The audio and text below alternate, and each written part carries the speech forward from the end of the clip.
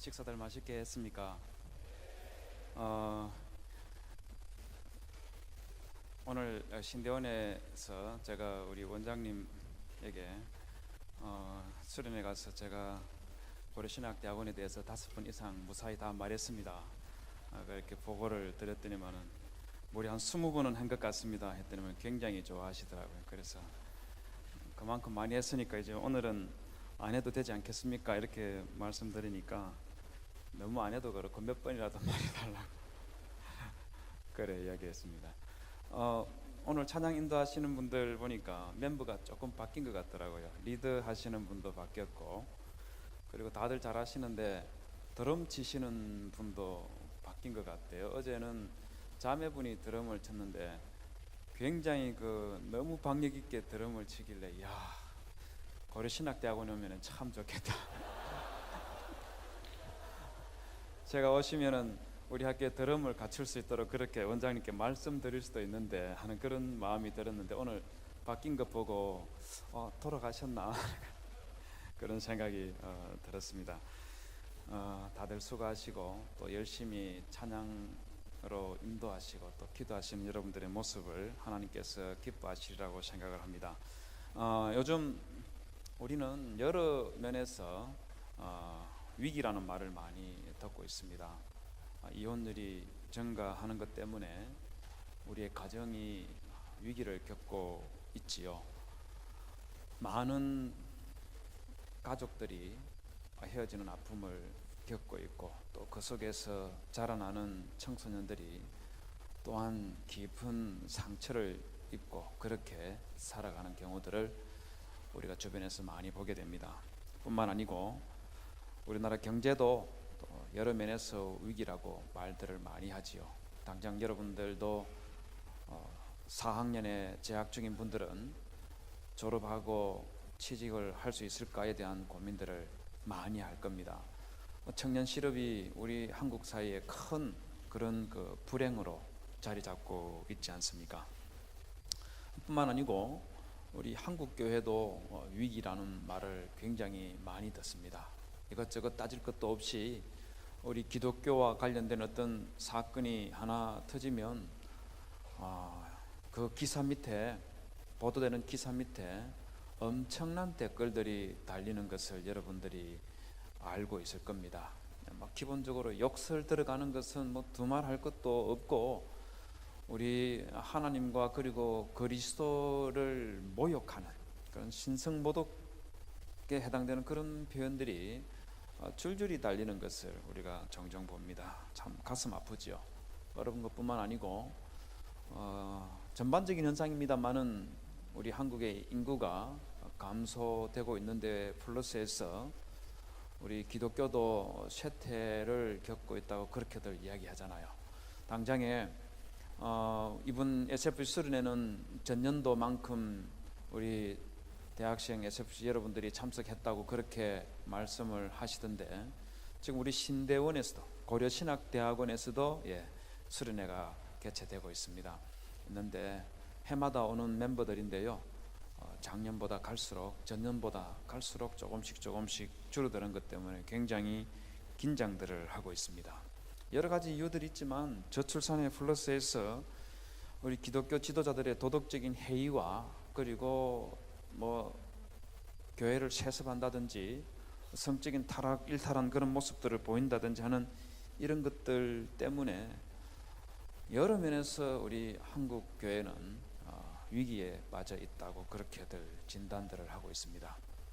그런데 큰 위기인 것은 틀림이 없지만, 여러분 오늘 읽은 우리 성경 말씀에 기록되어 있는 이 느헤미야 시대 때에 예루살렘에 있던 유대인들은 지금 우리 한국 교회가 겪고 있는 위기보다 훨씬 더 심각한 그런 위기 상황 속에 빠져 있었습니다. 얼마나 힘들고 고통스러웠느냐 하면요, 이 이스라엘 백성들이 70년 동안 바벨론의 포로로 끌려가서 고생하고 난 이후에 예루살렘 성전을 재건하기 위해서 예루살렘으로 돌아가는 그런 은혜를 겪었지만, 예루살렘 성전을 재건하고 나서 다시 약 한 70년 가까이를 그야말로 주변에 있는 이 민족들로부터 전쟁의 위협을 겪으면서 그리고 가뭄과 온갖 다양한 형태의 고통 속에 빠져서 그야말로 예루살렘은 황폐화되고 그리고 성문은 불에 타서 엉망이 되어 있는 그런 오욕의 세월을 보내고 있었습니다. 바로 그런 때에 이 예루살렘에 혜성같이 나타나서 예루살렘 성을 재건하고 그리고 이스라엘의 회복에 결정적인 공헌을 한 사람이 있습니다. 그 사람이 누구냐면 바로 느헤미야입니다. 느헤미야서를 쭉 읽어보면 참 느헤미야가요 정말 대단하다는 생각을 떨쳐버릴 수가 없습니다. 야, 이렇게 훌륭한 사람이 있었구나 하는 그런 생각을 떨쳐버릴 수가 없어요. 여러분, 우리 구약 성경에 유명한 사람들이 많이 나오지 않습니까? 우리 신앙의 선배들이 굉장히 많이 나옵니다. 그런데 우리 구약 성경에 기록되어 있는 우리 신앙의 선배들 가운데서 성경에 기록되어 있는 내용만 두고 이야기했을 때 말입니다, 잘못이 하나도 없고 전적으로 하나님 앞에 너무너무 완벽한 그런 모습들만 기록되어 있는 사람을 손꼽으라 하면 누가 있을 것 같습니까? 다윗일까요? 아브라함일까요? 야곱일까요? 아니에요. 모세일까요? 아니에요. 정말 대단한 신앙의 선배들이지만 이분들 전부 다 한두 가지의 약점들을 다 가지고 있었습니다. 그런데 그런 문제가 전혀 없는 사람, 우리 일단 성경에 기록되어 있는 것들만 가지고 판단했을 때 전혀 없는 사람은 몇 사람 없습니다.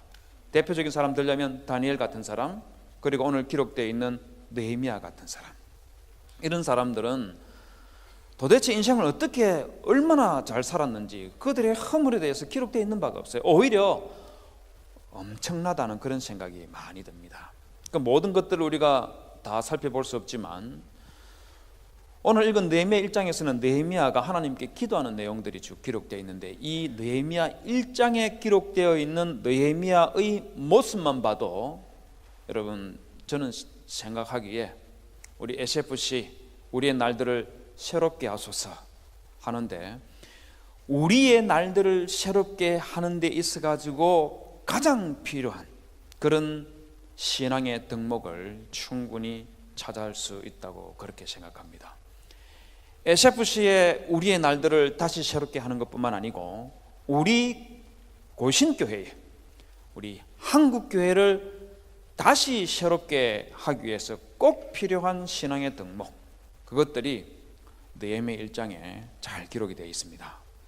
먼저 느헤미야 1장에서는요, 이 느헤미야는 하나님의 이 백성에 대해서 아주 바른 그런 관점을 가진 사람이었습니다. 이게 무슨 말이냐면요, 사람은 말입니다, 나 자신에 대해서 스스로에 대해서도 생각할 뿐만 아니고 나와 함께 하고 있는 사람들에 대해서 평가하는 것을 굉장히 좋아합니다. 그런데 느헤미야는요, 예루살렘에서 돌아온 자기 형제 하나니로부터 예루살렘에 지금 어떤 상태에 있는지 그 형편들을 물어보는데, 예루살렘에 있는 사람들을 지칭하는 말로 뭐라고 말했냐면, 내가 그 사로잡힘을 면하고 남아있는 자들이라고 그렇게 표현을 했습니다. 두 번에 걸쳐 가지고 3절에서도 사로잡힘을 면하고 남아있는 자들이라고 그렇게 말을 했어요. 여러분, 이 남아있는 자들이라는 말은 두 가지 의미로 사용이 될 수가 있습니다. 첫 번째는 열왕기하 25장 11절에서 12절에 보면 하나님께서 바벨론에 의해서 유다와 예루살렘을 멸망시킬 때에 그때 정말 전쟁이 참혹했었습니다. 바벨론이요, 예루살렘을 무너뜨리고 성전을 헐어버리고 그리고 거기에 살고 있는 사람들을 전부 다 포로로 잡아가는데, 그때 그 당시에 예루살렘과 유다에 있던 왕족과 귀족들과 제사장들과 레위인들과 소위 말하는 중상류층에 해당되는 사람들은 전부 다 포로로 끌고 가버리고 나머지 사람들을 거기에다가 두어서 포도원을 다스린 자와 농부가 되게 했다고 하는데, 거기에 포도원을 다스리고 농부가 되게 한 그 사람들을 어떤 사람이라고 말하고 있느냐 하면 12절을 보십시오. 시위 대장이 그 땅의 비천한 자를 남겨두어라고 그렇게 말하고 있습니다. 비천한 자. 비천한 자라는 말이 뭐겠습니까? 비천한 자라는 말이 뭐겠어요? 한마디로 말해서 하류 인생이라는 겁니다.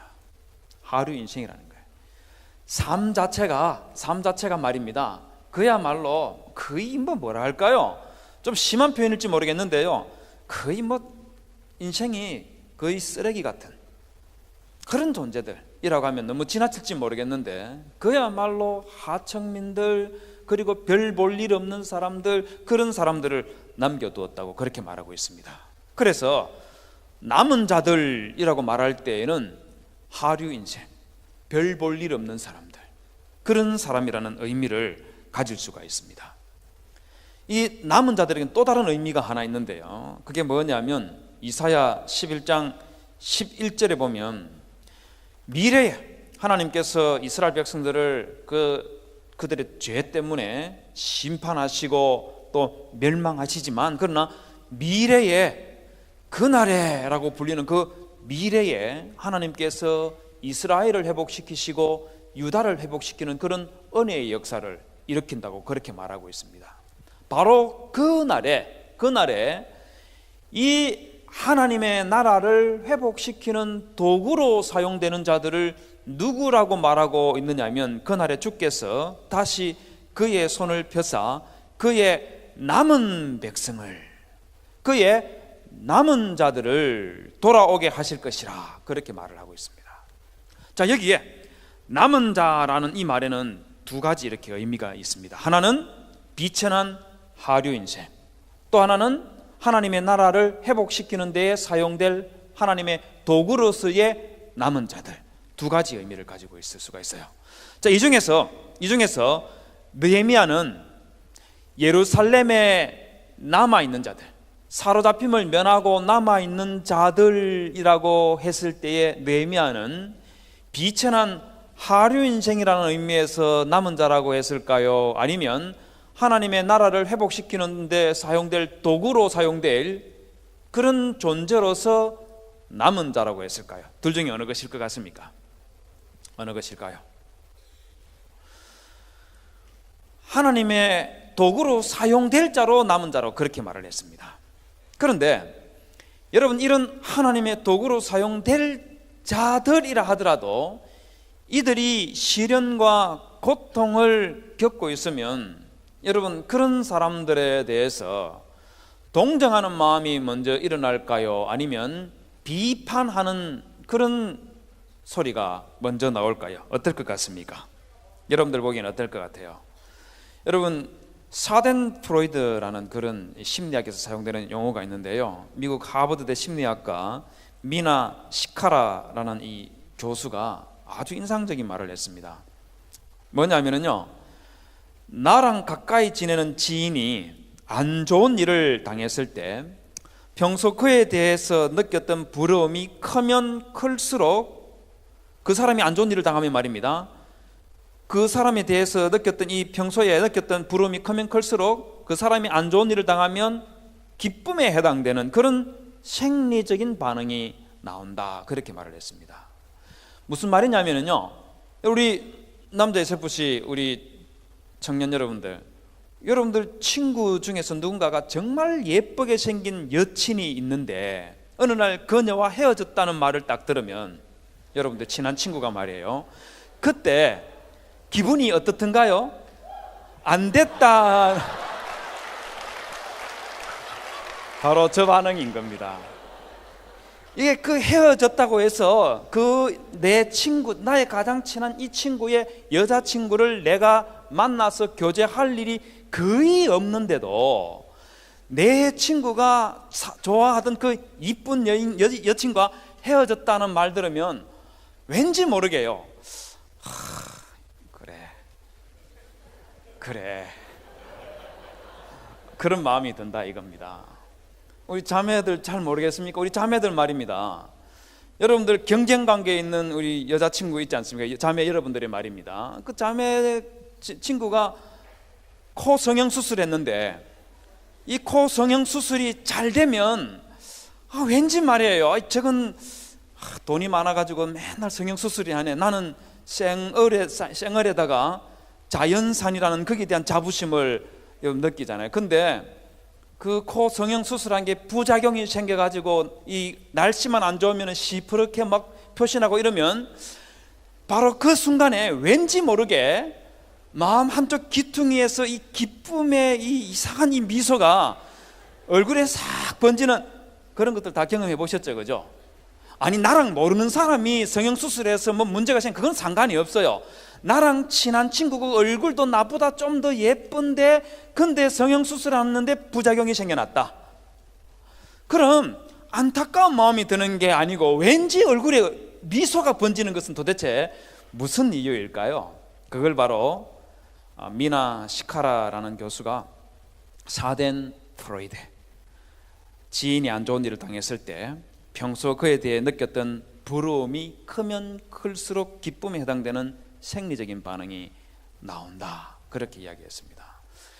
여러분, 미국 대륙을 개척했던 사람들은 메이플라워를 타고 갔던 청교도들이라는 것 여러분들 들어서 많이 알고 있죠, 그죠? 여러분, 그 청교도들이 1620년 11월 9일에 보스턴 인근에 있는 플리머스라는 곳에 도착했을 때에는 겨울이 시작되고 있었습니다. 여러분, 이 사람들이 그 플리머스에 도착했던 그 첫 번째 겨울에 혹독한 시련과 고통을 당합니다. 저기 보시면 more than half of the settler died during the first winter라고 그렇게 해놨는데요. 첫 번째 겨울을 지나는 동안에 102명의 청교도들이 플리머스에 메이플라워를 타고 도착을 했는데 102명 중에서 절반의 이상에 해당되는 사람이 그 겨울을 견뎌내지 못하고 죽어갔습니다.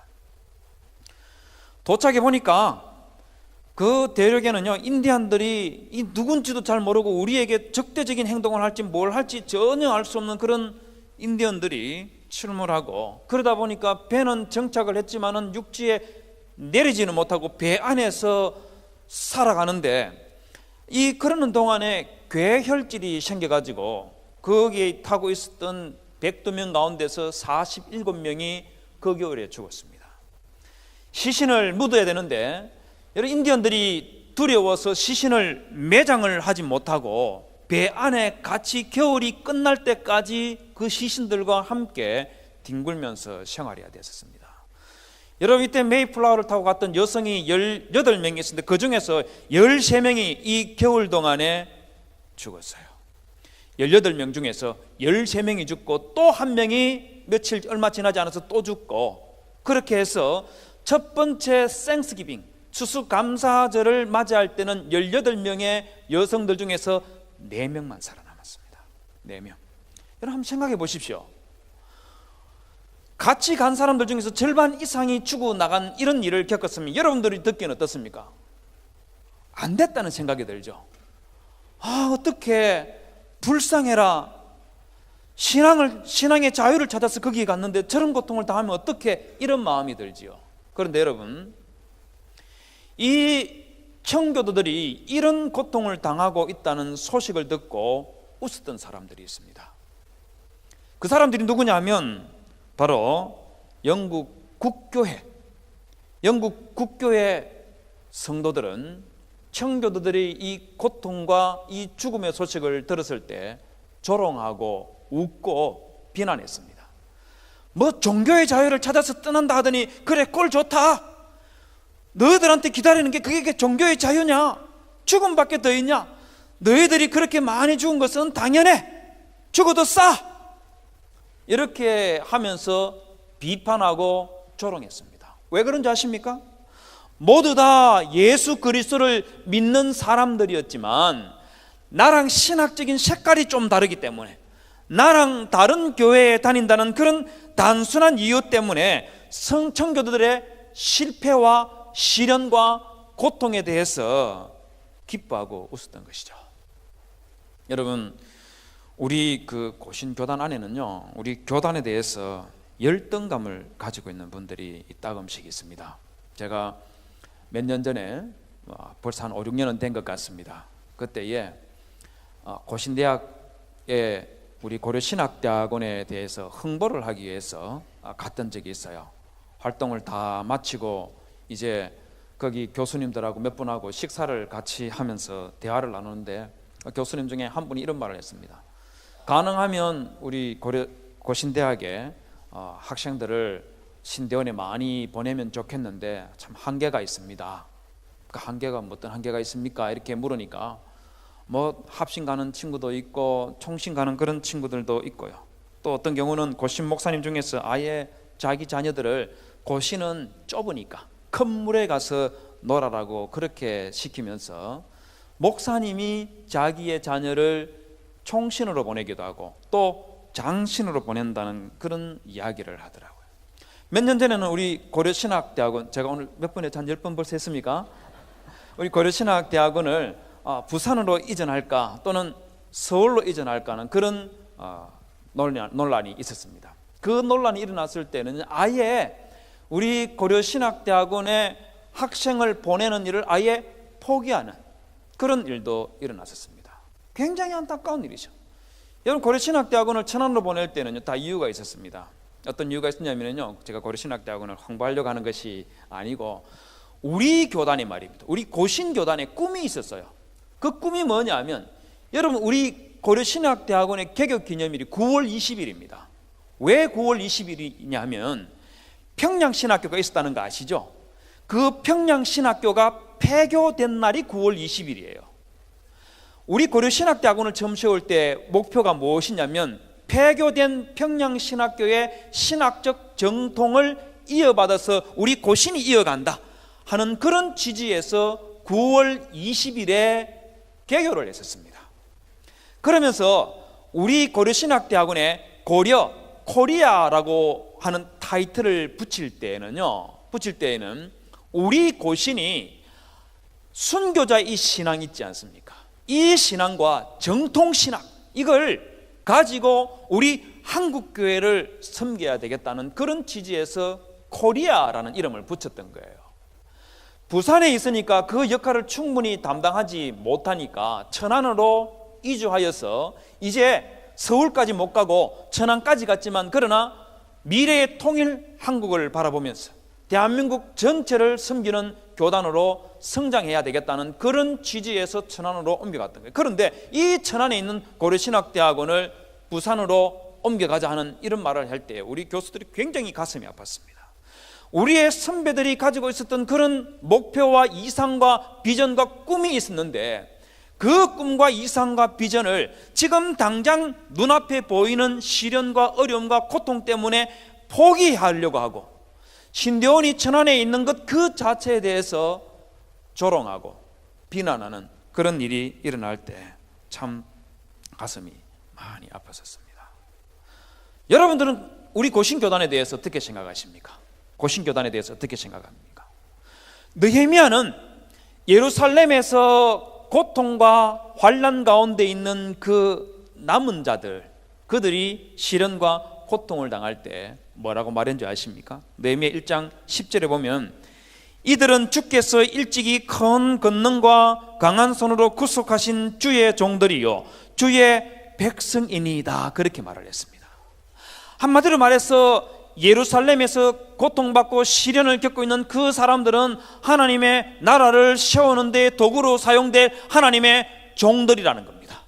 여러분, 그들만 그런 것이 아니라 우리 고신의 여러분들의 선배들과 여러분들을 섬기고 있는 간사님들과 그리고 여러분들이 섬기고 있는 그 교회의 목사님들과 우리 고신교단은 한국 교회를 바른 신학과 하나님의 정확한 무오류한 이 말씀 가운데로 세워나가는 그런 종들로 세움받았다는 그런 믿음과 자신감을 가지시기를 주님의 이름으로 부탁을 드리겠습니다. 여러분, SFC를 여러분들은 어떻게 생각하십니까? SFC를 어떻게 생각을 해요? 대학에 있는 여러 동아리들 중에서 어디 가서 나는 SFC다 하는 이 말도 꺼내기 부끄러운 그런 동아리에 지나지 않는 겁니까? 대학에 있는 여러 기독교 단체들 중에서 그 중에서 소수 몇 명 모이지 않는 그런 조그마한 그런 동아리에 지나지 않는 것이 그게 SFC예요? 여러분 그런 생각 가지지 마시고 내가 속해 있는 이 SFC는 여러분들이 속해 있는 그 대학을 하나님의 말씀 중심으로 다시 일으킬 그런 도구로 사용될 하나님께서 남겨두신 그런 자들이다 하는 그런 자신감과 그런 긍지를 가지시는 그런 SFC 운동원 여러분들이 되시기를 주님의 이름으로 부탁을 드리겠습니다. 여러분, 굶주림과 죽음의 고통 속에 있던 그 청교도들, 그들은 고통과 시련을 겪고 있기 때문에 비난하고 조소해야 되는 그런 대상이 아니라 예수 그리스도의 나라를 세우는 그런 종들이었던 것처럼 우리 고신교단은 하나님의 교회를 이 땅에 굳건하게 세워나갈 그런 도구로 사용될 그런 하나님의 도구라는 것을 기억하시고 믿음과 신뢰와 자신감과 긍지를 가지고 여러분들이 속해 있는 이 SFC를 사랑하시고 고신교단을 사랑하는 분들이 되시기를 주님의 이름으로 부탁을 드립니다. 여러분, 느헤미야는 또한 하나님의 나라를 위해서 애통하며 기도하는 그런 사람이었습니다. 여러분, 하나니가 예루살렘은 큰 환난을 당하고 능력을 받으며 예루살렘 성은 허물어지고 성문은 불탔다 하는 이 말을 듣고 느헤미야가 이 말을 듣고 앉아서 울고 수일 동안 슬퍼했다고 그렇게 말을 하고 있습니다. 여러분, 느헤미야가 통곡하고 있는 그런 모습을 한번 상상해 보십시오. 여러분, 느헤미야가 울고 있는 이런 모습 여러분 보시기는 어떻습니까? 당연하다고 생각하십니까? 저는 당연하다고 생각되지 않아요. 왜 당연하다고 생각되지 않느냐 하면 이 당시에 예루살렘을 회복하기 위해서 예루살렘으로 건너갔던 사람들이 굉장히 많이 있었습니다. 에스라 2장 64절에서 65절에 보면은요, 그때 예루살렘으로 돌아갔던 사람의 숫자가 42,360명이라고 그렇게 말하고 있습니다. 거기에다가 남종과 여종을 합치고 그리고 여성들까지 아이들까지 합치면 훨씬 더 많은 사람들이 예루살렘에 돌아가서 예루살렘 성을 재건하기 위해서 돌아가셨어요. 여러분, 이쯤 되면 한번 생각해 보십시오. 여기 말이 좋아서 42,360명이지요. 이 정도 숫자면은요, 남자와 여자, 지금 여기는 남자만 기록되어 있을 것 같은데 여기에다가 아내들을 포함시키고 자녀들을 포함시키면 대충 어느 정도 숫자이겠습니까? 한 10만 명 될 것 같지 않습니까? 여러분, 10만 명이면 굉장히 큰 숫자이죠. 굉장히 큰 숫자입니다.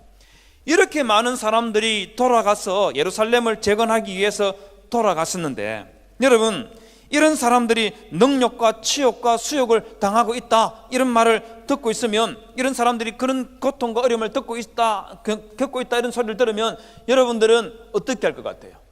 비난하겠습니까? 아니면 조롱하겠습니까? 아니면 동정하겠습니까? 여러분, 쉽지 않은 일이에요. 쉽지 않은 일이에요. 아마 제가 생각하기에는 이 느헤미야 아마 극렬하게 비난할 수 있는 그런 위치에 있었다고 그렇게 생각합니다. 여러분, 우리의 심리들을 한번 생각해 보십시오. 여러분들은 여러분들의 동생이 전교 1등 하는데 실수로 전교 2등을 했다고 하면 어떻게 할 것 같습니까? 재수 없는 그런 소리를 하는 거죠, 그죠? 여러분, 몇 년 전에 전교에서 1등만 하던 우등생 한 사람이 자기 어머니를 칼로 해치는 그런 불행한 일이 있었습니다. 왜 그런 일이 있었냐면요, 기사에 보면은요 이렇게 되어 있어요. 엄마가 이 전교 1등하는 이 아들이 전국 1등 하기를 바랬는데 전국에서 62등 했다고, 전국에서 62등입니다 했다고 야구방망이하고 골프채로 매일같이 체벌을 했다고 합니다. 그러자 이 사람이 견디다 못해서 엄마가 나를 죽일 것 같다는 그런 두려움 때문에 자기가 엄마를 죽였다고 그렇게 진술을 했습니다. 참 안타까운 일이죠. 굉장히 안타까운 일입니다. 그런데 여러분, 이런 것은 터무니없는 일이지만 여러분들 한번 생각해 보십시오. 여러분, SF 운동원 여러분들 가운데 임원들이 말입니다. 혹시 회계를 맡고 있는 사람이 실수로 말이에요, 돈을 몇만 원 잃어버리는 일이 일어났다고 칩시다. 한 번쯤 그런 일이 났으면 그냥 지나갈 수 있겠지만 2번, 3번 반복해서 그런 일이 일어나면 그때는 어떻게 할 것 같습니까? 비난하고 너 왜 그러냐? 그러면 뭐 때문에 재정을 맡고 있어? 그런 소리 하지 않겠어요? 비난하고 욕하지 않겠습니까? 마찬가지예요. 10만 명이나 돌아가서 예루살렘 성을 건축하기 위해서 돌아갔는데 제대로 하지 못하고 어려움을 당하고 있고 핍박을 당하고 있고 예루살렘 성은 무너졌고 성문은 불탔다, 이런 말 들으면은요, 여러분 그런 사람들에게 어떤 반응을 일으킬 것 같습니까? 비판하고 비난하는 그런 일이 일어날 가능성이 굉장히 높은 것이죠. 그런데 느헤미야는 그렇게 하지 아니하고 그 소식을 듣는 순간에 주저앉아서 통곡을 했다고 그렇게 말하고 있습니다. 수일 동안 울었다고 그렇게 말하고 있어요. 그런데 이 느헤미야가 통곡하고 울고 있는 곳이 어딘지 아시겠습니까? 느헤미야 1장 1절에 보면 수산궁에서 울었다고 그렇게 말하고 있습니다. 수산궁에 있었다고 말을 하고 있고, 그 다음에 11절에 보면은요, 이 느헤미야가 그의 신분을 뭐라고 말하냐면 내가 왕의 술관원이었다고 그렇게 말하고 있습니다. 여러분, 이 술관은 아마 여러분들이 이미 목사님들의 설교를 통해서 충분히 들었으리라고 생각이 됩니다만은, 페르시아 사람들은요, 음식을 먹을 때, 특히 술을 마실 때에는 직접 먼저 마시지 않고 반드시 술관원장이 먼저 술을 마셔보도록 그렇게 했습니다. 여러분, 이 컵에 있는 여기에 숟가락 좀 휘어져 있는 거 있지 않습니까? 그걸 집어넣어서 술을 퍼가지고 손바닥에 올려놓고 그걸 입으로 핥아서 먹고는 아무 이상이 없으면은, 그러면 왕이 그 술을 마시도록 그렇게 되어 있었습니다. 왜 그러냐면요, 페르시아의 왕들이 이 느헤미야 이전에 왕들 가운데서 무려 3명이나 암살을 당했었기 때문에, 그래서 반드시 왕이 술을 마실 때에는 술관원장이 먼저 마셔보도록 그렇게 만들었었습니다. 이렇게 말하면은요, 이 술관원장은 그야말로 총알바지였네, 무슨 그런 인생이 다 있어, 이런 생각 들지 모르겠어요. 그런데 술관원장이 그런 신분이 아니고 그보다 훨씬 엄청난 지위에 있었습니다. 아무나 술관원장이 될 수가 없었어요. 토빗이라는 책에 보면은요, 이 술관원장을 컵비어러라고 그렇게 말하는데, 이 컵비어러라고 불리는 이 아히칼이라는 사람이 뭘 하느냐면 Keeper of the Signets라 그렇게 말해놨어요. 이게 무슨 말이냐면, 여러분 고대 메소포타미아나 이스라엘에는 왕들이 인장반지, 도장 같은 거 가지고 있었다는 말 들었죠, 그죠?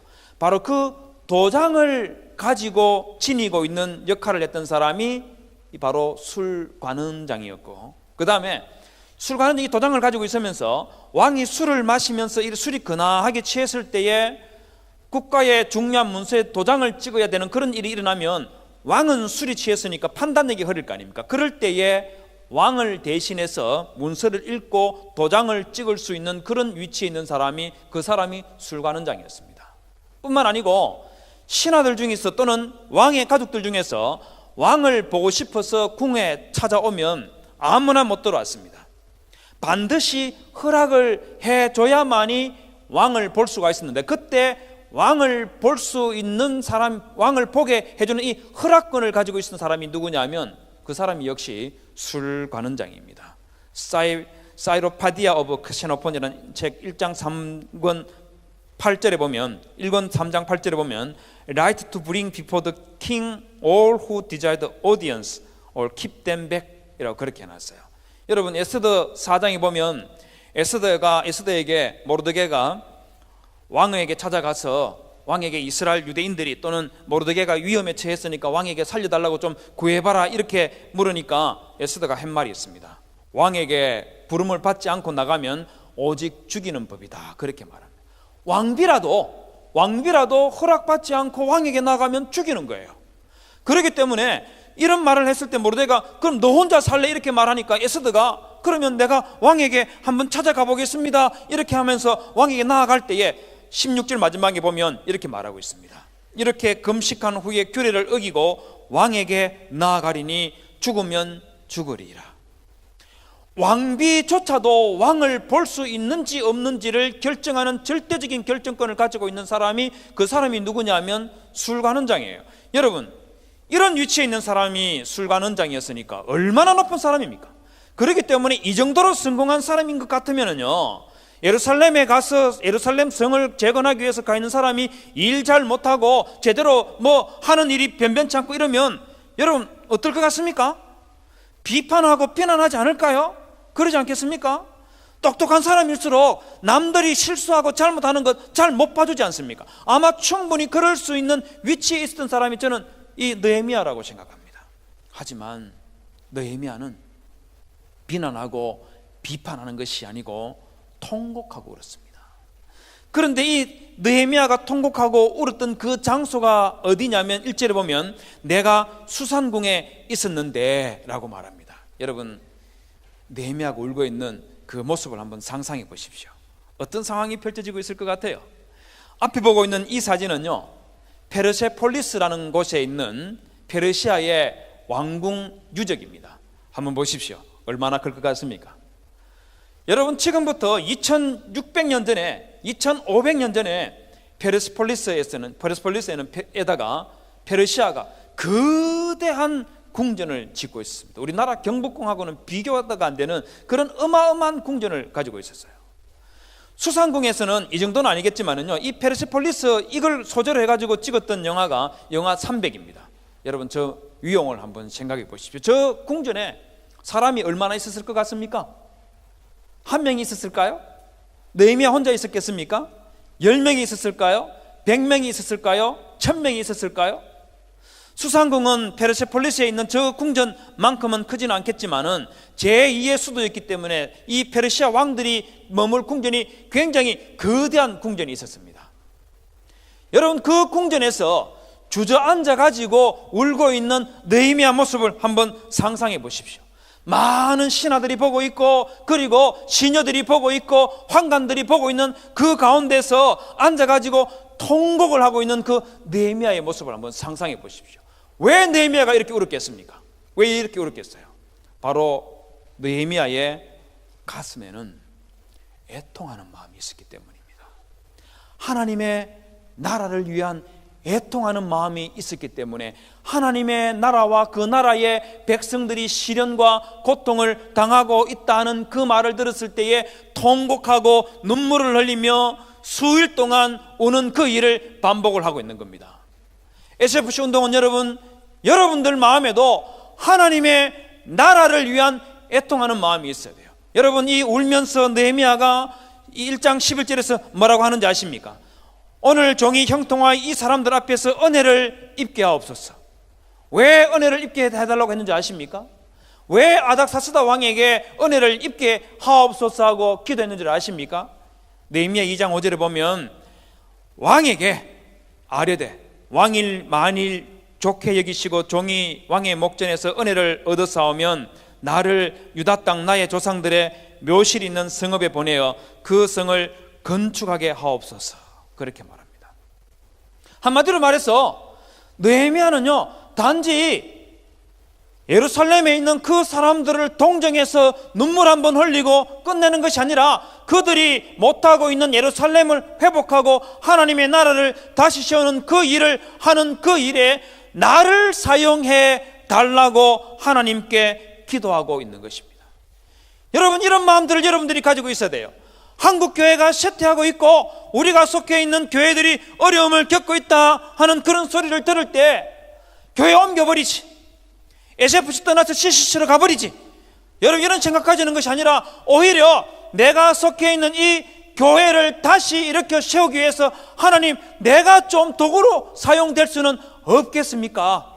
하고 그렇게 기도하는 마음을 가질 때에, SFC 운동원 여러분, 그런 마음을 가질 때에 비로소 우리의 날들을 다시 새롭게 하는 그런 은혜의 역사를 하나님의 은총 가운데서 이루어낼 수 있다는 것을 기억하시기를 주님의 이름으로 부탁을 드립니다.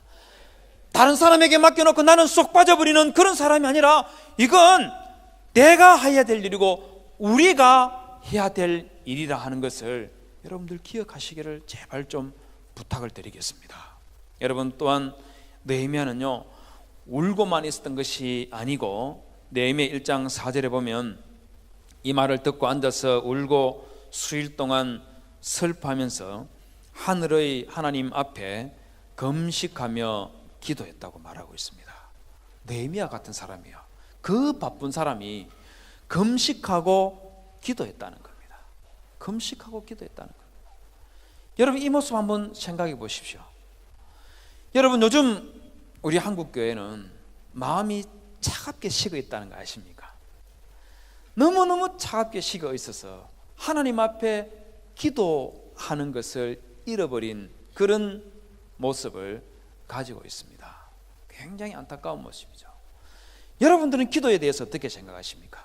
기도에 대해서 어떻게 생각합니까? 그냥 해도 그만, 안 해도 그만, 그런 겁니까?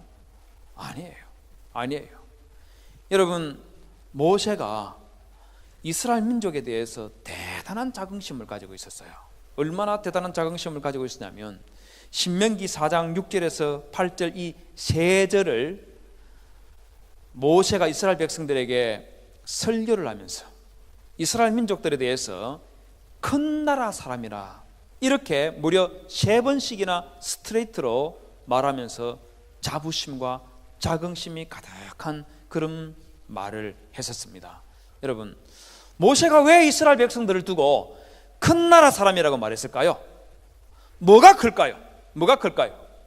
이스라엘 민족이 한 200만 명이 이집트에서 나왔으니까 가나안 땅에 들어가면, 야, 그래, 과거 우리가 종살이하던 그 이집트 땅에서 봤던 그 피라미드 우리가 가나안 땅에다 세울 수 있으니까 그래서 우리는 큰 나라다, 뭐 그런 생각을 가졌을까요?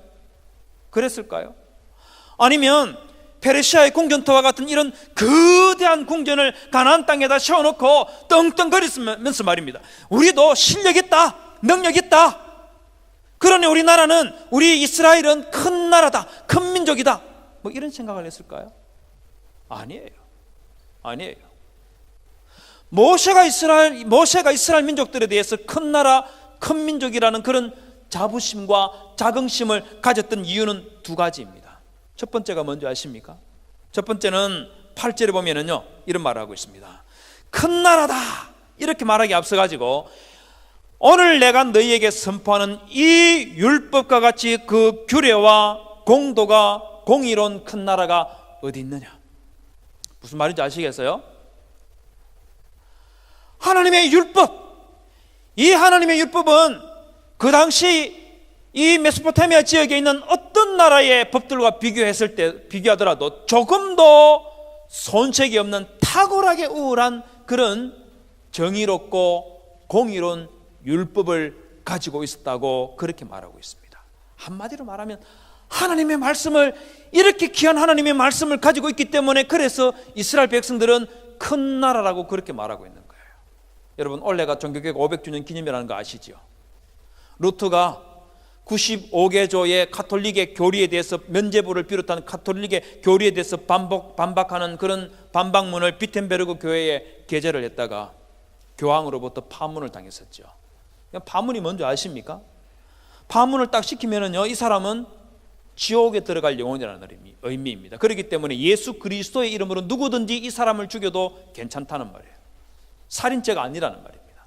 그런 신분이 되어서 보름스에 있는 성당에 가서 이 독일 제국회의에 참석해서 종교 재판을 받고, 그리고 유죄 판결을 받았지만 그러나 신속하게 도움을 받아서 도망을 가서 발트부르그 캐슬에 도망을 갑니다. 저게 바로 독일에 있는 발트부르그 캐슬이라는 곳입니다.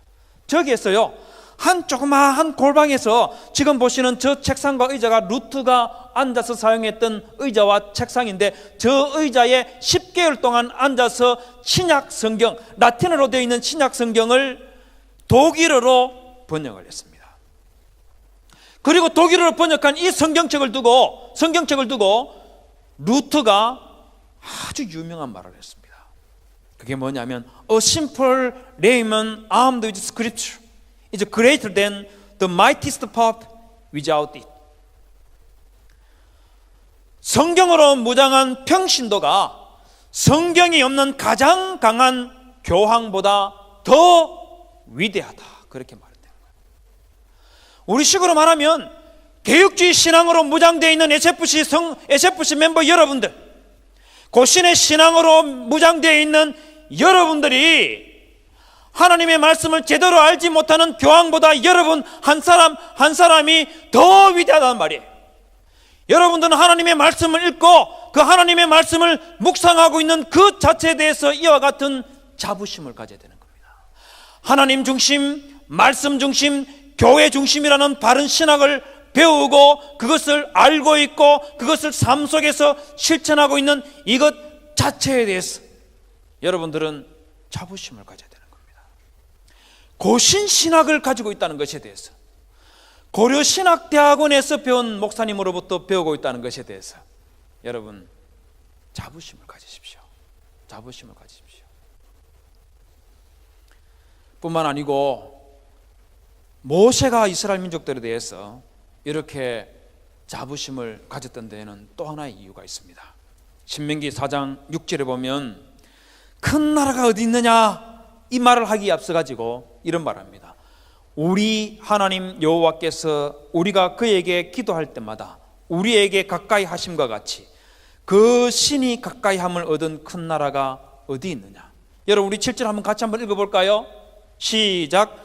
우리 하나님 여호와께서 우리가 그에게 기도할 때마다 우리에게 가까이 하심과 같이 그 신이 가까이 함을 얻은 큰 나라가 어디 있느냐. 여러분 다른 종교들은 아무리 그 앞에 가서 기도하고 난리를 치고 해도 그 신들 아무런 응답 안 한다는 거예요.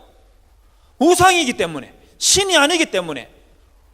그 어떤 종교에서도 그와 같은 신들은 기도해봤자 의미가 없다는 겁니다. 그러나 모세는 우리 하나님 아버지께서는 우리가 그에게 기도할 때마다 우리에게 가까이 나오셔서 우리에게 기도해 주시는 그런 하나님이고, 그 하나님을 믿고 있는 이스라엘은 위대하다는 겁니다. 여러분 이 사실을 알았기 때문에 느헤미야는 1장 5절에서 보십시오. 주여 간구하나이다. 6절도 보시겠습니까? 종이 주의 종들이 이스라엘 자손을 위하여 주야로 기도하오며 주는 귀를 기울이시면 눈을 여시사 종의 기도를 들으시옵소서. 11절도 보십시오. 주여 구하노니 귀를 기울이사 종의 기도와 주의 이름을 경외하기를 기뻐하는 종들의 기도를 들으시고. 여기에서만 이렇게 말하고 끝내는 것이 아니고 2장 4절, 4장 4절, 5장 19절, 6장 14절, 13장 14절, 13장 22절, 13장 29절, 13장 31절 계속해서 사건이 있을 때마다 느헤미야는 지속적으로 기도하고 있는 그런 모습을 보여줍니다. 여러분 느헤미야 한번 생각해 보십시오. 페르시아에서 왕과 그리고 왕태자를 제외하고 그 제국에서 제서열 3위까지 올라가는 그런 권력을 장악했던 그런 사람인데, 여러분 그쯤 되면 교만하고 말입니다. 그냥 사람이 대먹지 못한 그런 상태에 있었을 가능성이 굉장히 높은데, 느헤미야는 그런 모습을 가졌던 것이 아니고 끊임없이 하나님께 기도하고 또 기도하고 또 기도하면서 하나님께 간구하는 그런 모습을 보여주고 있다는 겁니다. 여기 앉아있는 우리 모든 SFC 운동원 여러분, 여러분들은 하나님의 말씀을 배움으로 인해서 머리도 커져야 되지만 하나님께 가까이 나아가고자 하는 이 마음도 깊어져야 된다는 것을 기억하시기를 주님의 이름으로 부탁을 드립니다. 더 많이 기도하시고 기도의 열정으로 가슴을 불태우며 하나님 앞에 나아가 기도하시는 분들이 되십시오. 여러분 기도하는 자에게 그 기도를 들으시는 그 하나님을 우리의 곁에 있다는 것이 얼마나 큰 자랑거리입니까? 얼마나 큰 자랑거리예요. 김철중이라는 분이요, 생로병사라는 그런 논설에서 수술 환자를 위한 1분 기도가 만드는 작은 기적들이라는 그런 칼럼을 실었습니다. 이 글에 보면은요, 이 글에 보면 그 사람이 예수를 믿든 믿지 않든지 간에 권사님이나 아니면 더 나아가서 심지어는 가톨릭의 신부님이 와서 기도해 드리겠습니다 하고 기도하면, 여러분 기도받는 그 사람이 종교를 초월해서 그 사람이 마치 안정제를 맞은 것처럼 평안과 위로를 받으면서 병에서 회복될 확률이 훨씬 더 올라가더라, 그렇게 보고를 하고 있습니다. 여러분 기도의 위력이 이런 겁니다. 그런데 우리는 이런 것 가지고 기도하는 사람이 아니에요. 이걸 위해서도 우리는 기도해야 되겠지만 이것 못지않게 우리는 하나님의 나라를 위해서 통곡하고 우는 그런 마음들을 가져야 되는 것입니다. 누가복음 6장에서 지금 줄인 자는 복이 있나니 할 때 단지 배고픈 것을 말하는 게 아니에요. 하나님의 나라를 위해서 금식하는 그 자가 복이 있고 지금 우는 자는 복이 있나니 했는데 이건 그냥 우는 것을 두고 말하는 것이 아니라 하나님의 나라의 회복을 위해서 눈물로 기도하는 그 사람에게 복이 있고 예수 그리스도로 말미암아 핍박을 받는 그 사람이 복이 있느니라 그 말씀하는 것처럼 SFC 운동원 여러분, 여러분들은 하나님의 나라를 위해서 애통하며 기도하는 그런 마음들을 회복하시기를 주님의 이름으로 부탁을 드립니다. SFC를 위해서 기도하십시오. 우리의 나를 새롭게 하옵소서는 그런 마음을 가지고 하나님 앞에 기도하시는 그런 마음들을 회복하시기를 진심으로 부탁을 드립니다. 여러분, 느헤미야는 또한 바른 신학을 가지고 있었습니다. 여러분, 느헤미야가요 기도하는 내용 스타트를 하면서 아주 참 특별한 말을 하고 있습니다. 내가 이 말을 듣고 앉아서 울고 수일 동안 슬퍼하며 하늘의 하나님 앞에 금식하며 기도하고 이렇게 말합니다.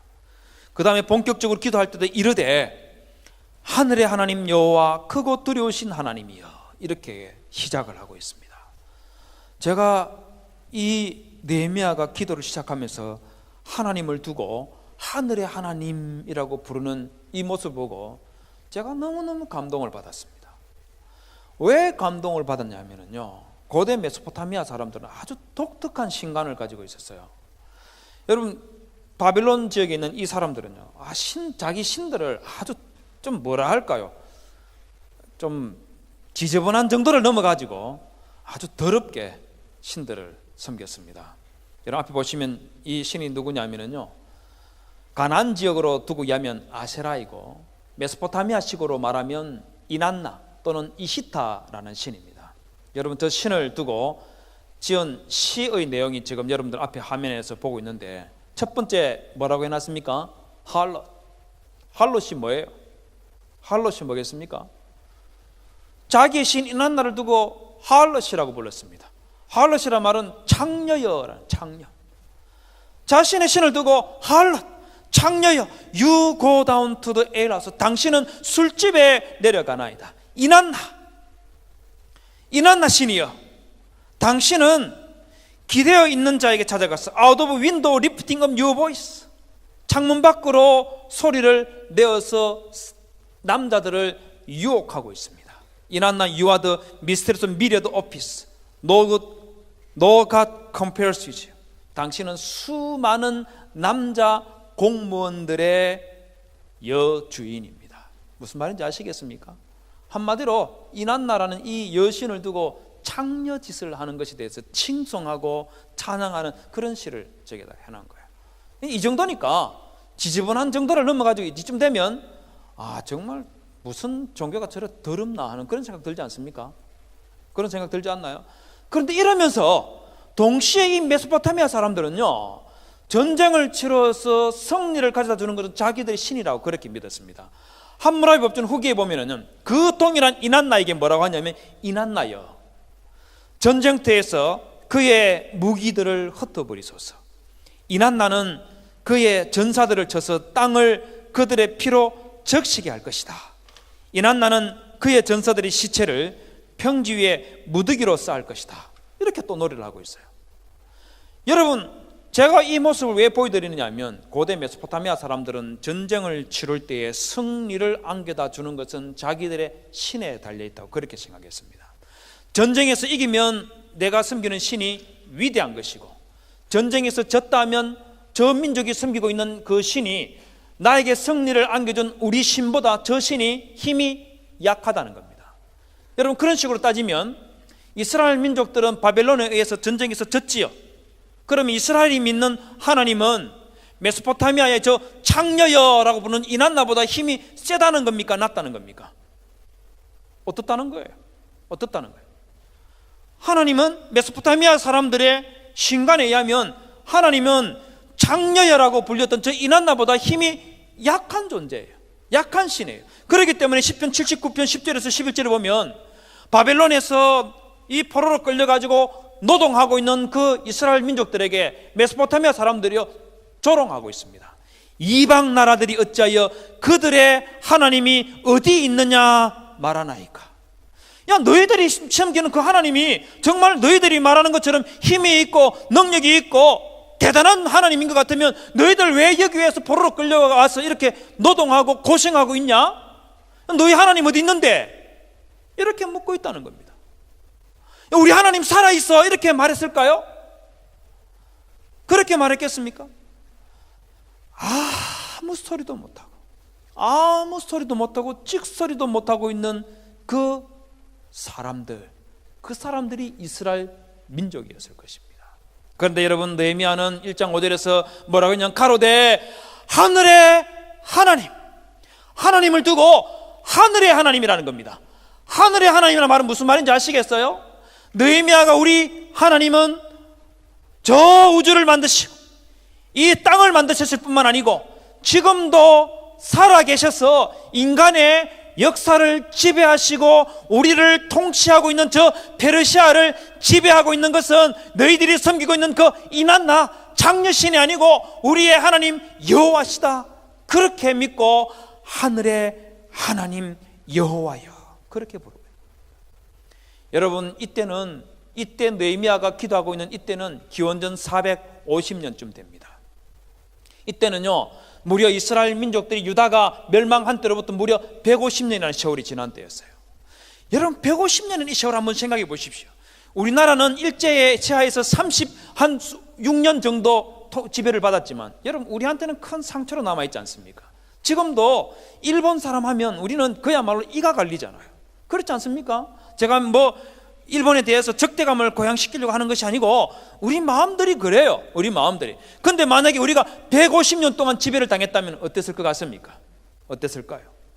그런 무려 150년이라는 세월 동안 지배를 당했기 때문에 메소포타미아 사람들의 관점에서 볼 때 이스라엘의 신은 존재하는 겁니까? 존재하지 않는 겁니까?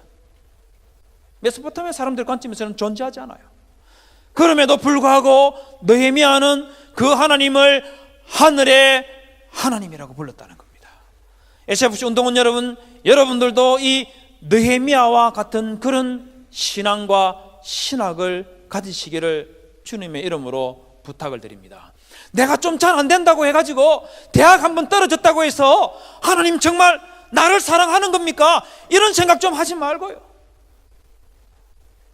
취업하기 위해서 이력서 한 100통 넣어도 안 되더라. 그러니 하나님은 정말 살아계시고 나의 하나님 맞습니까? 이런 생각하지 마시고, 내가 시련을 당하고 고통을 당하고 어려움을 겪고 있다 하더라도 나의 하나님 여호와는 살아계셨어. 지금도 나와 함께 동행하여 주신다는 그런 믿음과 신뢰와 확신을 가지시는 그런 SFC 운동원들이 되시기를 진심으로 부탁을 드립니다. 뿐만 아니고 이 느헤미야의 이 바른 신학이라는 것은 하나님께서 하늘의 하나님이라고 부르는 것으로 끝나는 것이 아니고, 이 느헤미야는 우리 하나님은 언약을 신실하게 지키시는 분이라는 그런 공동체의 신앙 고백 위에서 하나님께 기도하고 있습니다. 여러분, 느헤미야가 가로되 하늘의 하나님 여호와 크고 두려우신 하나님이여, 주를 사랑하고 주의 계명을 지키는 자에게 언약을 지키시며 긍휼을 베푸시는 주여 간구하나이다, 이렇게 했죠. 여러분, 느헤미야의 기도하고 똑같은 내용의 기도를 한 사람이 있습니다. 다니엘입니다. 다니엘 9장 4절 보십시오.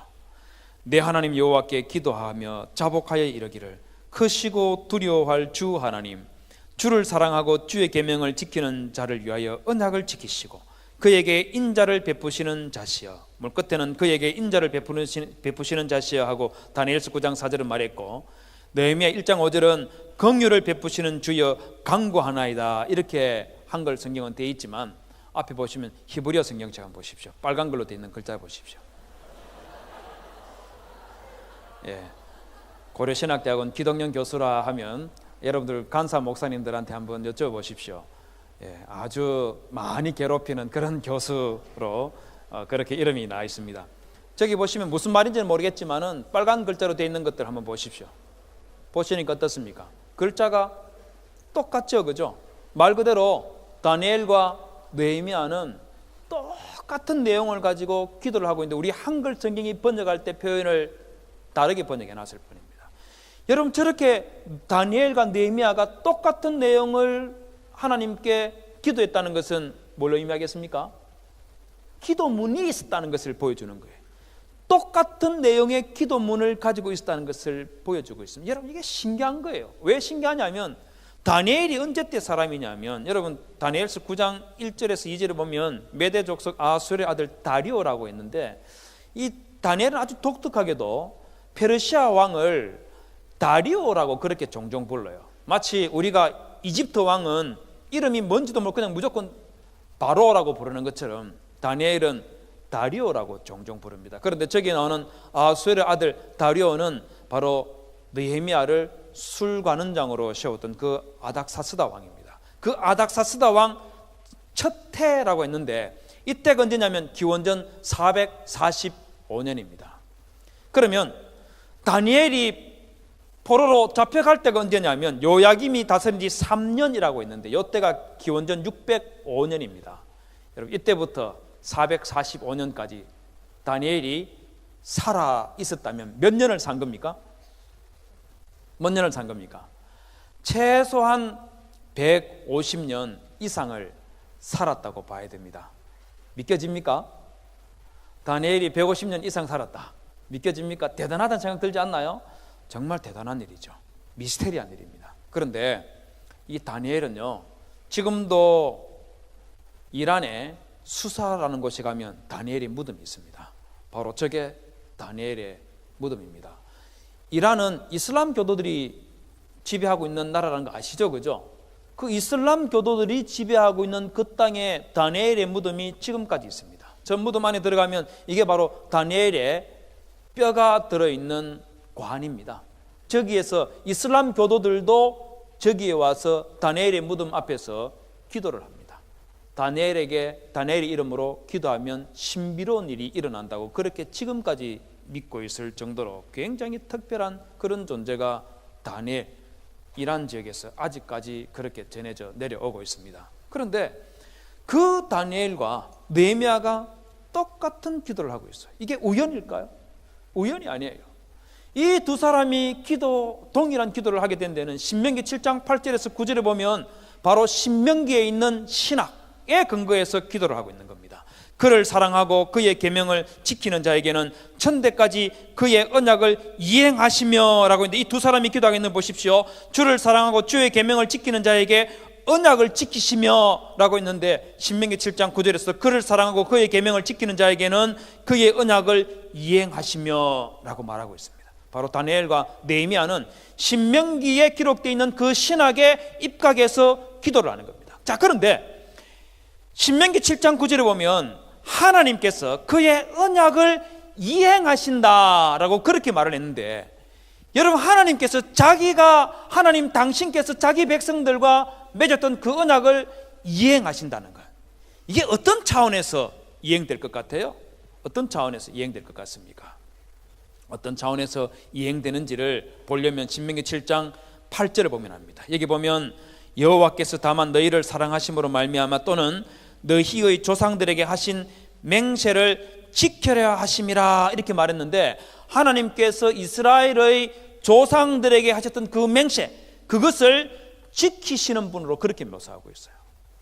여러분, 하나님께서 조상들에게 언약을 체결하시고 그걸 지키겠다고 맹세하시는 모습을 가장 드라마틱하게 묘사하고 있는 성경책을 들라고 하면 저는 이것저것 따지지 않고 창세기 15장을 들 수가 있습니다. 창세기 15장에 보면은요, 하나님께서 아브라함에게 3년 된 암소와 3년 된 암염소와 3년 된 순양과 산비둘기와 집비둘기 새끼를 가져오게 해서 아브라함이 그 사이를 쪼개놓는 그런 모습을 보이고 있습니다. 이게 뭐 하는 장면이냐면요, 언약을 체결하는 장면입니다. 제사를 드리는 것이 아니고 언약을 체결하는 장면인데, 왜 짐승을 쪼개어서 바닥에 깔아놨냐면 이 불로 태우기 위해서가 아니고 시체를 쭉 펼쳐다 놓고 그 위에서 서로 계약을 체결하는 겁니다. 여러분, 창세기 15장을 언약을 체결하고 있는 모습을 그림으로 그려놓은 것을 한번 보십시오. 저기 보면 짐승을 둘로 쪼개어 바닥에 피가 흥건하게 해놔놓고 두 사람이 서 있는 거 보이죠?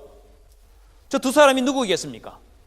저 두 사람이 누구냐면 얼굴이 보이는 사람은 누구겠어요? 아브라함이겠죠. 얼굴이 안 보이는 뒷모습만 보이는 이는 누구이겠습니까? 하나님이겠죠. 하나님 그 모습을 드러내시질 않으시기 때문에 뒷모습만 보이는 것처럼 저렇게 해놨습니다. 그런데 여러분, 저 그림 틀린 그림이에요. 왜 틀린 그림이냐면 고대 메소포타미아에서는 언약을 체결할 때 해당되는 사람이 전부 다 짐승 사이에 서 있는 것이 아니고 반드시 약자가, 힘이 센 사람은 짐승 바깥에 있고 힘이 약한 사람이 짐승의 시체 사이에 서게 만듭니다. 왜 그렇게 세우는지 아시겠어요? 왜 그렇게 거기에다 세우느냐면 너 지금 나랑 약속, 언약, 계약을 체결하는데 너 이 계약 제대로 안 지키면 너 이 짐승들처럼 너 죽는다. 그걸 말하기 위해서 짐승을 쪼개놓고 그 사이에 들어가 서도록 그렇게 만들었습니다. 그런데 여러분, 지금 저기에는 아브라함도 짐승들 시체 위에 서 있고 하나님으로 추정되는 인물도 거기에 있는데 저건 잘못된 그림이에요. 왠지 아십니까? 여러분, 창세기 15장 17절을 보십시오. 해가 져서 어두울 때 연기나는 화로가 보이며 타는 횃불이 쪼갠 고기 사이로 지나더라 라고 그렇게 말하고 있죠. 누가 그 고기 사이로 지나가고 있다고 말하고 있습니까? 아브라함이 지나갔습니까? 아니면 무엇이 지나갔어요? 타는 횃불이 지나갔다고 말했죠. 여기 이 타는 횃불이 뭐겠습니까? 타는 횃불이 뭐겠어요? 이 타는 횃불은 바로 성부 하나님 아버지께서 불 가운데에 강림해서 이 짐승들 사이로 지나가고 있습니다. 짐승들을 불태워서 제물로 받기 위해서 지나갔을까요? 아닙니다. 그런 이유 때문에 지나간 것이 아니고 하나님께서 아브라함에게 이 가나안 땅을 400년 뒤에 네 자손에게 주겠다고 약속하면서 만약에 400년 뒤에 이 땅을 네 자손에게 주지 않으면 내가 하나님이신 하나님께서 이 짐승들처럼 죽겠다고 그렇게 말씀하시는 거예요. 하나님께서 자기의 목숨을 내놓고 아브라함에게 맹세를 하고 있는 장면이 바로 이 장면인 겁니다. 여러분, 바로 느헤미야는 이와 같이 언약을 맺으시고 그 언약을 이행하시는 그 하나님, 그 언약을 지키시는 그 하나님께 느헤미야가 기도를 하고 있는 거예요. 바로 언약의 신실하신 하나님, 하늘의 하나님, 언약의 신실하신 하나님, 그 하나님은 자기 아들 예수 그리스도를 우리를 위하여 보내어 십자가에 못 박으시고 하나님께서 한 번 하신 그 약속은 신실하게 이루어 가시는 그 하나님이라는 그런 신학 위에서 느헤미야가 기도하고 있는 것입니다. SFC 운동원 여러분, 여러분들도 마치 무당굿하듯이 그런 어리석은 기도를 하는 것이 아니고 점치러 와서 점 보는 식의 그런 기도를 하는 것이 아니고 고신의 신학과 신앙 위에서 여러분들이 기도할 수 있어야 돼요. 우리가 믿는 하나님은 하늘의 하나님이고 우리의 생사 화복을 주관하시는 하나님이시고 언약의 신실한 하나님이시라는 그 믿음 위에서, 그 신학 위에서, 그 바른 신학 위에서 여러분들의 신앙을 세우시고 여러분들이 기도하시고 여러분들의 이 새날을 회복하기 위해서 어느 방향으로 갈지, 무엇을 향하여 갈지 정할 줄 아는 그런 바른 신앙을 가진 그런 성도들이 되시고 그런 SFC 신앙운동원들이 되시기를 주님의 이름으로 부탁을 드립니다. 여러분, 마지막으로 하나만 더 말씀을 드리겠습니다. 느헤미야는 정말 돋보이는 사람입니다. 왜 돋보이느냐면 느헤미야는 잘못을 자기 자신에게서부터 찾는 사람이었습니다. 여러분, 6절에 보면 참 기가 막힌 말이 나와요.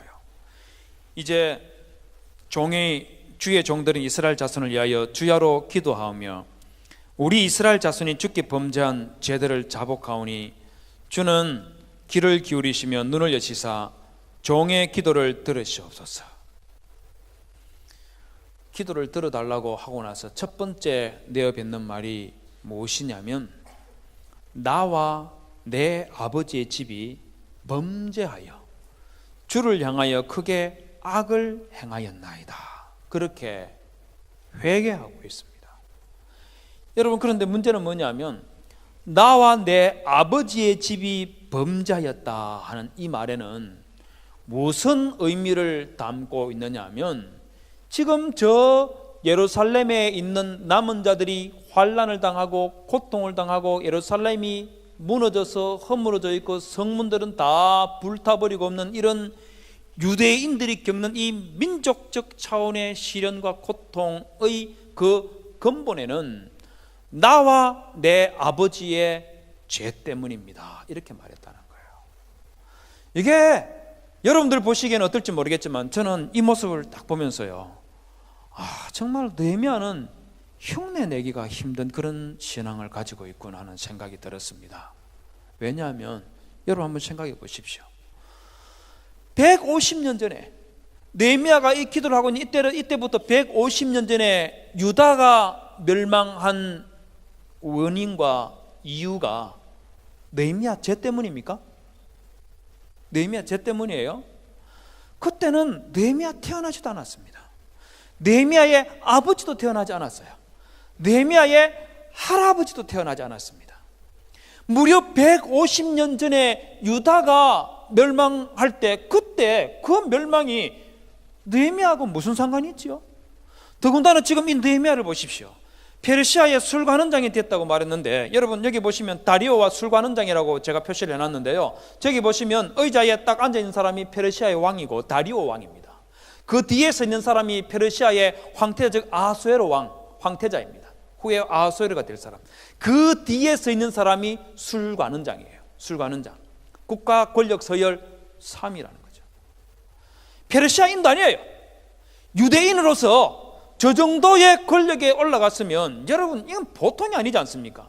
신앙 좋고 똑똑하고 능력이 있어서 저만큼 성공하고 이랬으면 여러분 이랬던 느헤미야가 뭔 그리 큰 잘못이 있기에 유다가 멸망한 그것도 150년 전에 있었던 그 일하고 이 느헤미야하고 무슨 상관이 있는 겁니까? 무슨 상관이 있어요? 아무 상관이 없잖아요. 여러분 100년 전에 우리 조선이 멸망한 것, 일제에 의해서 멸망한 것 누구 잘못입니까? 누구 잘못이에요? 여러분 작년에 덕혜옹주라는 영화 상영됐던 거 기억나시죠? 여러분 이 정말 예쁜 손 뭐지요 이분이? 하여튼 간에 이분이 덕혜옹주 역할을 했었는데 그 옆에 고종 임금하고 진짜 덕혜옹주가 서 있는 사진도 같이 한번 보십시오. 제가 저 영화를 봤었는데요, 참 덕혜옹주가 고생을 굉장히 심하게 많이 했더라고요. 그러면서 그 영화에서는 덕혜옹주를 미화하고 조선에 대해서, 조선의 마지막 모습에 대해서 미화하는 모습을 보고 제가 혀를 찼습니다. 여러분 저 덕혜옹주가 고생하고 어려움을 겪은 것은 정말 동정할 일이지만 이 덕혜옹주가 고생하고 어려움을 겪은 것 누구 잘못입니까? 누구 잘못이에요? 고종의 잘못이잖아요. 고종의 잘못이고 고종의 아버지 대원군의 잘못이고 고종의 아니었던 명성황후가 서로 권력을 장악하기 위해서 민중들을 억압하고 죽이고 그리고 그 민중들을 억압하기 위해서 청나라 끌어들이고 일본 끌어들이고 그러다가 대한민국이 완전히 멸망했지 않습니까? 그게 조선의 역사예요. 그렇기 때문에 덕혜옹주가 저렇게 고통스럽게 어려움을 겪었던 건 전부 다 자기 아버지와 자기 할아버지 잘못이에요. 여러분 조선이 망할 때 여러분들이 뭐 잘못된 거 있습니까? 뭘 한 게 있어요? 아무것도 없어요. 오히려 저분들 때문에 여러분들의 할아버지가 정말 말로 다 할 수 없는 시련과 고통을 겪었었죠. 느헤미야도 마찬가지 아닙니까? 유다가 멸망한 것은 그건 느헤미야 잘못이 아니에요. 그럼에도 불구하고 느헤미야 1장에서 느헤미야는 나와 내 아버지의 집이 범죄하여 주를 향하여 크게 악을 행하였나이다 이렇게 말하면서 유다가 고통과 시련을 겪고 있는 이 모든 것들은 그들의 잘못입니다 이렇게 말하는 것이 아니라 하나님 내 잘못입니다 이렇게 눈물로 기도를 하고 있는 것이 그게 바로 느헤미야의 모습이라는 겁니다. 여러분 혹시 여러분들은 어떤 문제를 일으켰을 때에 어떤 사건이 일어났을 때 그 문제의 원인을 어디에서 찾습니까? 내 자신에게서 찾는 스타일입니까? 아니면 그 책임을 다른 사람에게 전가시키는 스타일입니까? 어떤 스타일이에요? 어떻습니까? 휴먼 디벨롭먼트라는 이 심리학이 보면은요 필드 인디펜던스하고 필드 디펜던스 이런 식으로 나누더라고요. 이게 무슨 말이냐면 문제가 일어나면 필드 인디펜던스는 자기 자신에게서 문제의 원인을 찾고 문제의 원인을 남에게 전가시키는 것은 필드 디펜던스라고 그렇게 부르더라고요. 이게 참 이해가 잘 안 됐는데요. 쉽게 제가 설명을 하면은요. 제가 한 2달 전에 저희 아내가 체중이 좀 많이 늘어난 것 같더라고요. 그래서 제가 여보 당신 몸 살이 좀 찐 것 같은데 내 보기엔 한 3kg는 찐 것 같아 이러니까 딱 얼굴이 조금 굳어지더라고요. 자기 지금 몸무게 그럼 아닙니다. 실수했습니다. 45kg인데 아니 이것도 사실 아니고 말 잘못하면 큰일 나니까 자기 몸무게 좀 많이 늘어난 것 같다 이러니까 한 3kg 쪘다 하더라고요. 그래서 제가 깜짝 놀랐습니다. 거의 한 달 만에 3kg나 쪘어요. 한 달만 그렇게 살찌면 어떡하지 이렇게 제가 했더니만은 저를 딱 째려보면서 그 당신 탓이야 이러는 거예요. 그 말 딱 들으니까 제가 가슴이 철렁해가지고 내가 뭘 잘못했지? 내가 뭘 어떻게 했길래 아내가 한 달에 3kg 찐 게 내 잘못일까? 굉장히 고민이 되는 거예요. 그래 왜 그러는데? 이래 물으니까 당신이 이번 한 달 동안에 나 스테이크 사줬지, 회 사줬지, 뭐 아구찜 사줬지, 버거찜 사줬지, 뭐 뷔페 2번 갔지, 뭐 이러는 거예요. 근데 그 말 들으니까 이게 내 잘못이구나. 아니 남자의 운명은 다 이런 거구나 하는 그런 생각이 들더라고요. 뭐 사달라 해서 제가 다 사줬는데 저는 생각하기에 아니 내가 아무리 생각해도 음식을 절제 못한 제 아내가 그래서 이 살이 찐 것 같은데 왜 사달라고 하는 대로 사준 나의 잘못이지 이런 생각이 들더라고요. 책에 보니까 이놈의 집구석 남편이 문제다.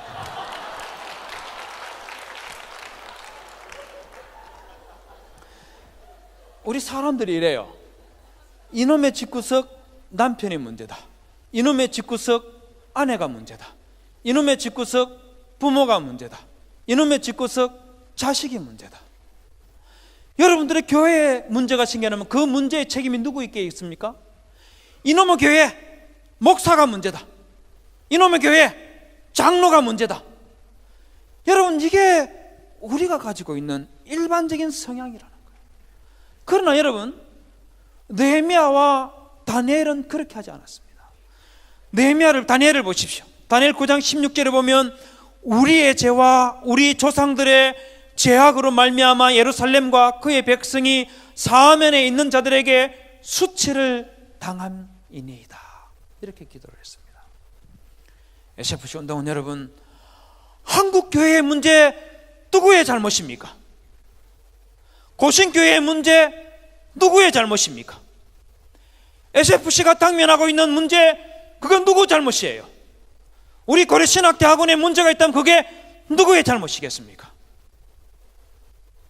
여러분 느헤미야와 다니엘은 자기 자신들과 전혀 관계없었음에도 불구하고 하나님 아버지 나와 내 집이 우리 주님 앞에 크게 범죄하였나이다 하고 울면서 기도하는 그 마음을 가지고 있더라는 거예요. 그렇기 때문에 이 느헤미야를 통해서 우리 하나님께서는 예루살렘을 회복시키시고 하나님의 나라를 회복시키시는 그런 엄청난 일들을 이루어내시더라는 겁니다. SFC 운동은 여러분 우리의 날들이 다시 회복되기를 여러분 정말 소원하고 있습니까? 그러면 이 모든 문제의 잘못은 하나님 나에게 있습니다 하고 기도하는 그런 마음을 가지시기를 주님의 이름으로 좀 부탁을 드립시다. 우리 한국 교회가 힘들어하고 고통스러워할 때 하나님 내 가슴을 치면서 하나님 울고 싶습니다. 나 울고 싶어요. 어떻게 하면 좋습니까? 우리 한국교회 어떻게 하면 좋아요? 여러분, 이렇게 울 수 있어야 돼요. 금식할 수 있어야 되는 겁니다. 그런 마음을 가지고 있는 사람들이 1명, 2명, 5명, 10명이 모여질 때 우리 하나님께서는 그 사람을 통하여서 역사하시고 고신을 회복시키시고 SFC를 회복시키시고 한국교회를 회복시키신다는 것을 믿으시기를 주님의 이름으로 부탁을 드립니다. 여러분, 저기 가평에 가면 남이섬이라는 곳이 있습니다. 남이섬 들어보셨죠? 그죠? 남이섬에 가보신 분들도 많이 있죠? 그죠? 저기 부산 분들은 잘 안 가보셨을 테고, 경남, 전남 뭐 잘 안 가보셨겠지만 경기도 서울에 계시는 분들은 아마 가봤을 거예요. 남이섬 겨울 연가 찍었던 그곳이지 않습니까? 그곳이에요. 그 남이섬 이름 왜 남이섬이라고 부르는지는 아십니까? 남이장군이라는 사람의 이름을 붙여서 남이섬이라고 붙였습니다. 이 남이장군이요, 20살에 지었던 시가 있습니다. 남이장군 호정시라는 것이 있는데 여기 보면 내용이 이렇습니다. 백두산 성마도진, 백두산돌은 칼갈아다하고 두만강 수원마무, 두만강 물은 말먹여 다 없애리. 남아 20 미평국, 남자가 20세에 나라를 평안하게 하지 못하면 후세 호칭 대장부, 후세 누가 대장부라 하리요. 남이장군은 나이가 20살이 됐을 때에 조국의 평화를 위해서 내가 뭔가를 하지 못하면 그건 사나이가 아니다, 그렇게 말을 했습니다. 여러분들이 20대잖아요. 여러분들이 20대이지 않습니까? 지금은 조선시대가 아니기 때문에 20대에 뭘 할 수 있는 것이 그렇게 많지 않지만, 그러나 여러분, 다니엘은 1장 8절에서 20살이 되지 아니한 소년일 때의 뜻을 정했습니다.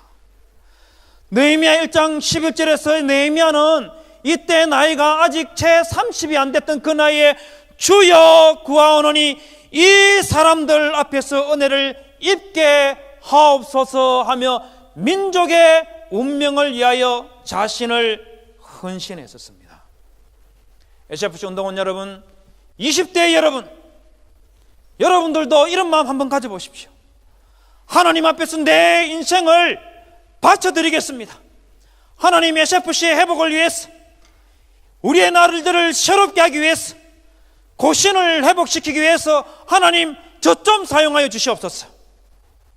그런 소명감을 가지시고 하나님의 교회와 하나님의 나라의 회복을 위해서 여러분들의 삶을 바치는 그런 청년들이 되시기를 주님의 이름으로 부탁을 드립니다.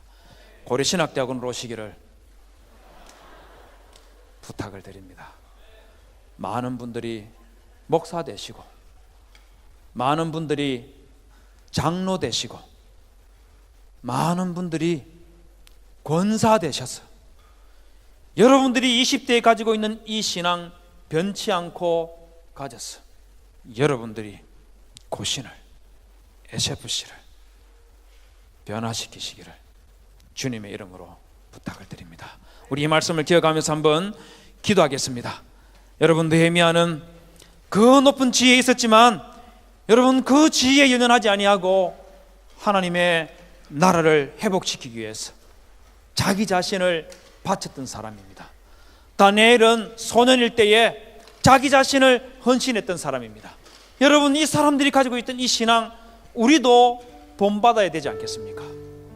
SFC 운동원 여러분, 우리의 날들을 다시 새롭게 하고 회복시키기 위해서는 우리의 정체성부터 바르게 해야 됩니다. 나는 그냥 별 볼 일 없는 한 청년이 아니라 하나님의 나라를 회복시키는 그 도구로 사용될 예수 그리스도의 종들이고 하나님 아버지의 아들, 딸들이라는 그런 자기 정체성을 좀 회복시킵시다.